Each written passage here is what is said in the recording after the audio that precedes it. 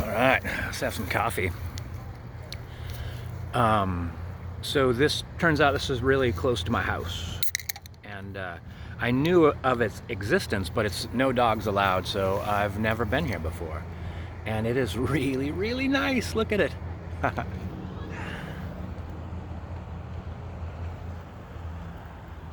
You see cliff faces up there. There's actually a path that you could climb up to the top there, but that actually is somebody else's property.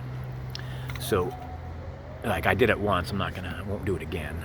But it was a farm up there. So this bend reminds me of. So I have a really nice canoe, and I haven't used it in a long time. And this bend reminds me of. I used to have my bike on my car and my canoe in my car, and I'd take my bike downstream and lock it up, and then I'd drive upstream and then put my canoe in the water, and then I'd canoe down to my bike. I'd then lock up my canoe and then get on my bike, I'd unlock it, and drive back to my car, which I would then unlock, and then you know the deal. I'm just being silly. I thought about bringing my Jetboil stove and heating this coffee up. I might do that. Might do that next time. I thought about bringing my river shoes too. It's a thing like the whole one-step thing. Like it's like the Bilbo Baggins thing of like there's advice to Frodo, like be careful when you step outside your front door. You know, it's like. But the idea is like it takes one step outside your door to lead to two steps, and then coming down to the river leads to good memories of canoeing and good memories of swimming, and I mean good memories of being along the Sandy River. Oddly enough, like the Sandy River has had such a big part of my life. Yeah, I never really thought about it. But it's true. It's very true. There's a rock out there. See that rock that's like kind of in the water? Well, there's two. There's that little gap between those two big boulders. Like I really wanted to go sit on that big boulder over there, but there's a lady over there sunbathing, so I think that I think probably most people don't care about like people being around them. I mean, they're fairly close to some other people, so like, but I don't know. I prefer to be further away from people, and I could wait. I could wait to sit there. I don't have to sit there today. So the e-bike is working super good. It's just hard to describe how different the experience is. Like, it's kind of like a scooter. So basically, you know what I think it is it's a bike that has some pretty handy tools to counteract some of the more like luggy nature, the kind of dead weight nature bicycles can sometimes have. Like I was remembering back when I was a courier, like sometimes you have to stop suddenly, and I would lift up my back wheel. I'd be stopped. I'd grab my back wheel. I'd grab my like seat post or something like that with my left hand. I'd like shift with my right hand, and then I would stand on my right foot and then pedal with my left foot. I'm very listy today. To change the gears to the gears I wanted to be in from a standstill, and not the ones I just happened to find myself in because I was focused on braking. But with the electric bike, if that happens, like the light turns red real fast, I could use the throttle to get me up to the speed that I want to be at right away, and then while I'm doing that, I could also shift gears. You know, like kind of have it meet me halfway. Like, you know, you get me going, I'll shift the gears, and then I'll start pedaling again.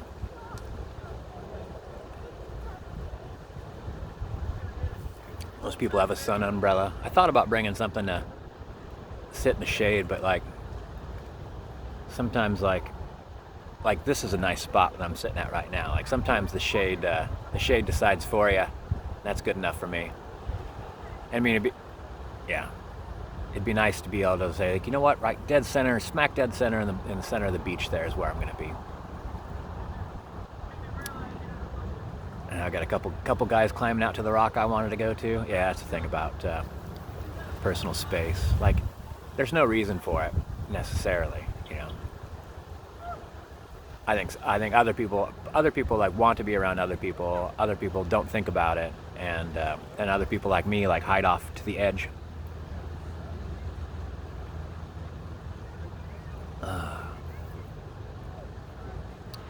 This actually is near the old highway leading into the gorge, and pretty amazing cycling. I'm not sure how safe it is. Like, it always struck me as like kind of nice, but not super nice. Like these guys are actually starting to trigger me a little bit, and I noticed that the lifeguards are starting to pay attention to them too. Yeah, the lifeguards are getting ready to get wet.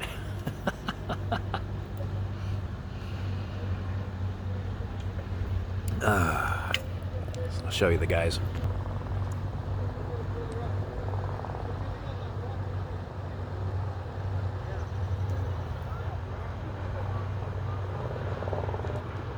Boom. Oh, sweet. And it zooms out. One of my friends showed me actually how to edit these phone videos too. And I don't know. I used to really enjoy editing, and now I don't really. I mean, like, my whole reason to make YouTube videos has changed so many times that I'm certainly not doing this for entertainment value. I used to think about entertainment value. Not a whole lot, but a little.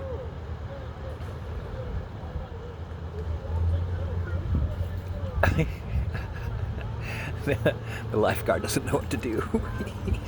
he's going down there just to be closer, and he's getting the surfboard out. Oh my God, that's hilarious.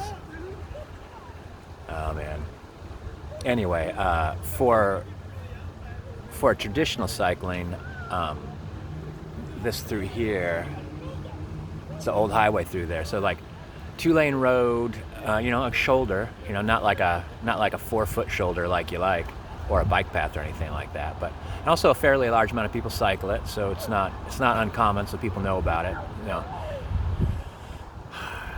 It's the thing about like I want to get back into long distance cycling, and that is just a fundamental nature of the beast, in that a car might run you over, and it might be on purpose, so, but you might, whatever, there's negatives in everything.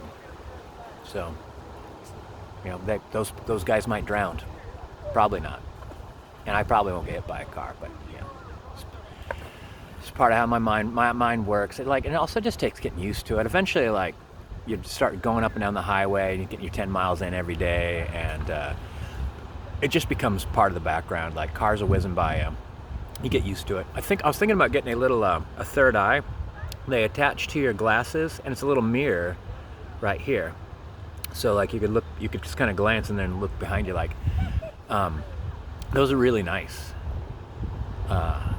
Maybe they make them better now. They used to be real flimsy, and they'd fall off your glasses and get run over, and I'd always back then I didn't have much money, and I always have to save up for another one.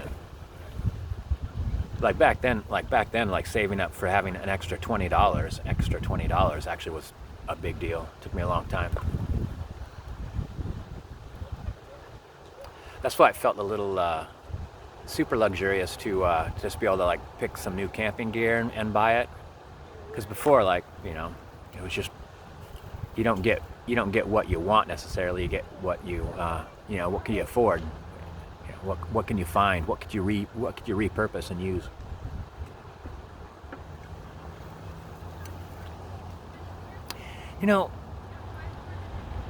I kind of know the thing about this, like the kind of gear snob thing, because I have it a tiny bit, but typically I have it for functionality. If somebody has something that I think is not functional, it's like gear. It's more like, I'll give you an example. Jesus, maybe I shouldn't. All right, this person brought an expedition quality tool for a short camping trip. It'd be like taking an ice axe into a place where there was no, during summer, where there was no ice.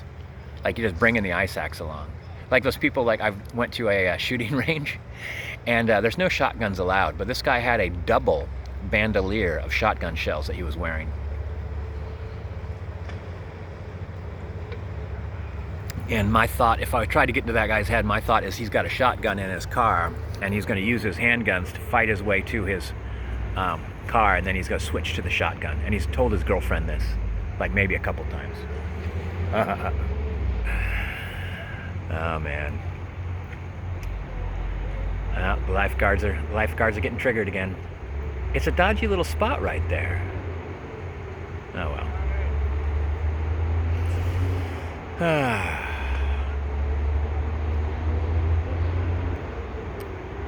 I can see that I have lots of kind of like poking around to do out here. What have I done? Have I floated past here? I don't think I have. Like I think that I have floated the Sandy, of course, but I've a little bit further upstream, I think. So I don't think I've ever floated the stretch right here. Didn't do any floating this summer. Or did I? I don't think I did. My memory's starting to come back a little bit. I feel a little bit more lucid. I feel like I'm focusing better. Like I still feel grief and depression, but it feels like I'm coming out of it. In my mind, I like to think that I'm near the edge. You know, like that. It's just a little bit more perseverance, and I'll push through, and life will seem kind of normalish. But I think I'm being too optimistic. I think there'll probably be like, when I finally get to like 80% functionality or something like that, then the last 20% will probably take a long time. Like there's gonna be memories and moments and things like that. So that's okay. Now both lifeguards are on alert.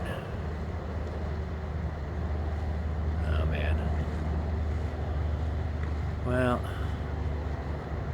I don't know. I guess that's it. That's all I could think of. I sat down here, and all of a sudden, like I had this cacophony. Is that the right word? Of just all these different memories and impulses, and